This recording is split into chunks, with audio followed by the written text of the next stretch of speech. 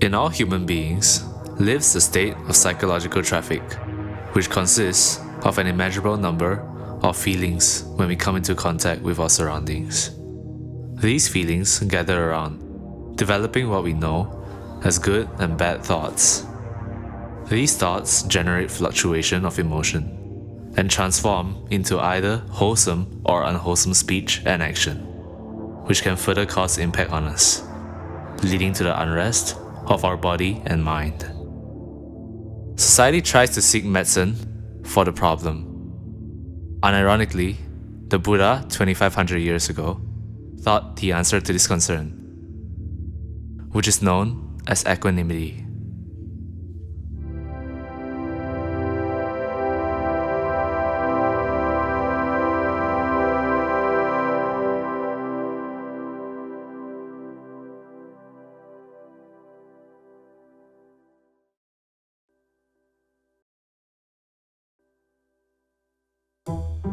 Equanimity, according to Buddha's teachings, is a mind of equilibrium, which is neither mentally depressed by adversity nor mentally exalted by favorable conditions.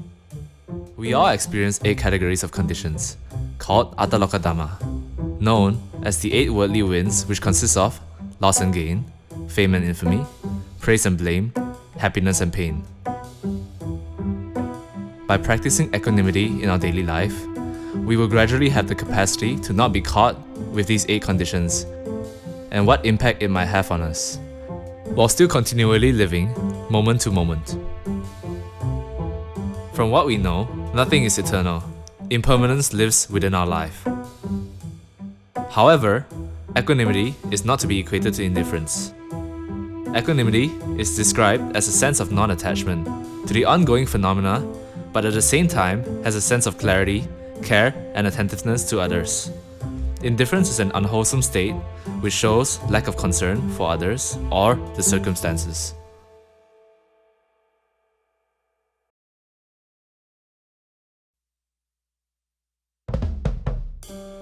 The act of equanimity itself can be found in one of the Jataka tales, the Mahanipata Jataka, titled The Great Narada.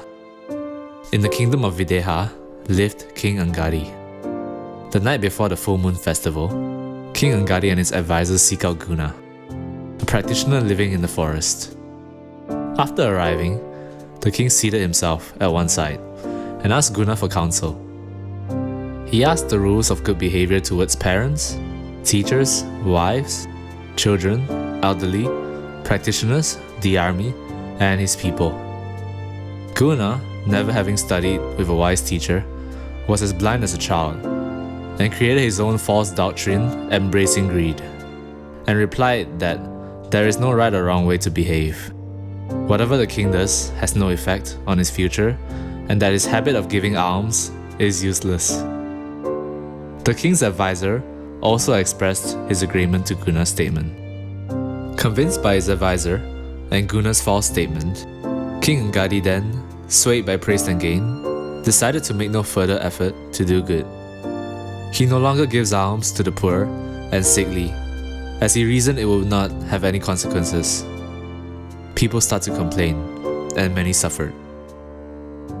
Narada was a very respected nobleman at the time. He heard and noticed the king's wrongdoing and felt sympathetic to the king's ignorance, as well as the sufferings of people in the country.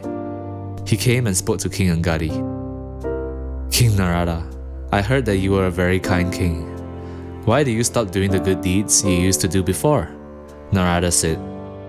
However, Angadi boasted with ignorance and replied to Narada that he simply doesn't care, since none of it will have any consequences. Narada remained calm and composed.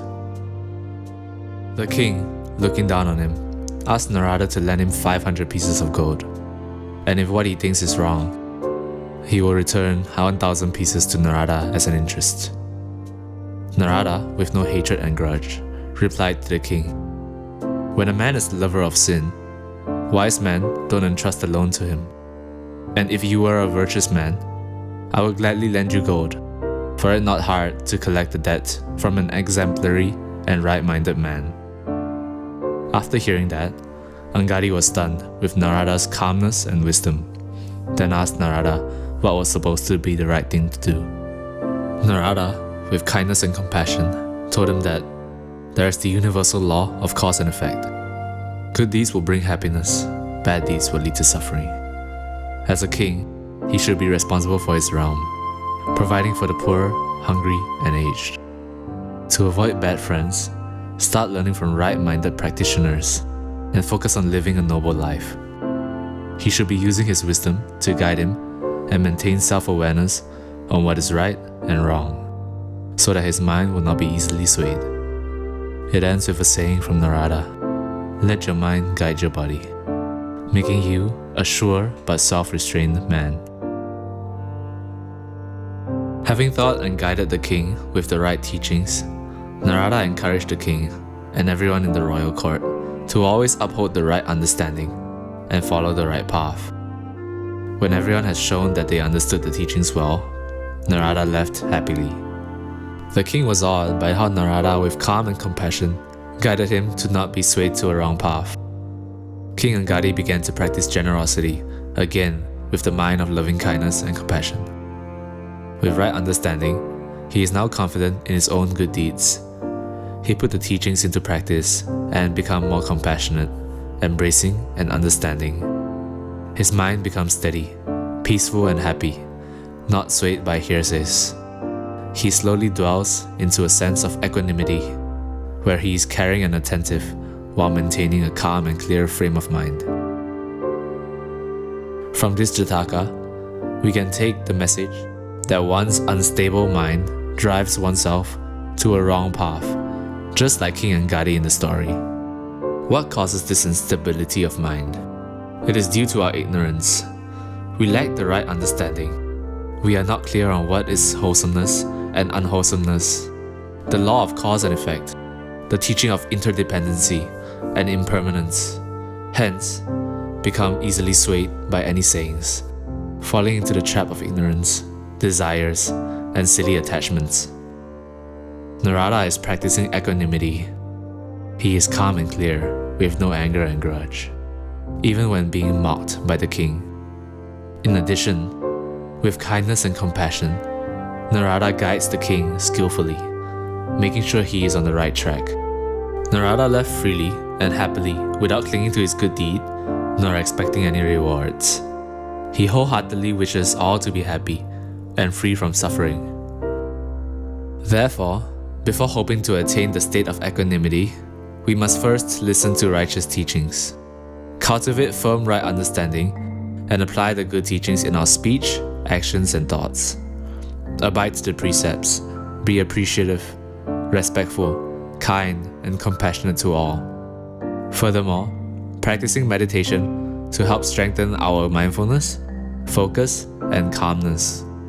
In this way, we will gradually be able to develop a clearer and steadier mind when encountering challenges.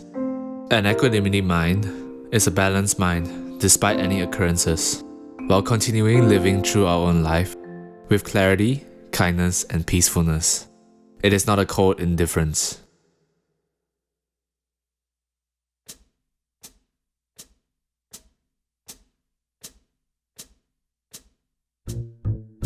We are still at the learning stage. It is difficult to attain perfect equanimity while we still cling to ourselves. But we should work hard to establish right understanding, develop compassion and wisdom, and reduce our self-centeredness and ignorance. The perfection of equanimity must be rooted based on one's mental purity, in which one is free from self-referencing, where the delusion of ignorance is completely eliminated. When confronting with the 8 worldly winds, we are elated when praised, and depressed when blamed, as we are carried away by our ignorance of the truth of ourselves and the external phenomena. He is wise, says the Buddha, who, amidst such vicissitudes of life, stands unmoved, like unto a firm rock, exercising perfect equanimity. An understanding person will not be infatuated by the beauty of the thorns. He will view them as they are, and will take precaution not to be wounded. Like the pendulum that perpetually turns to the right and left. Desirable and undesirable conditions prevail in this world which everyone, without exception, must perforce face in the course of one's lifetime.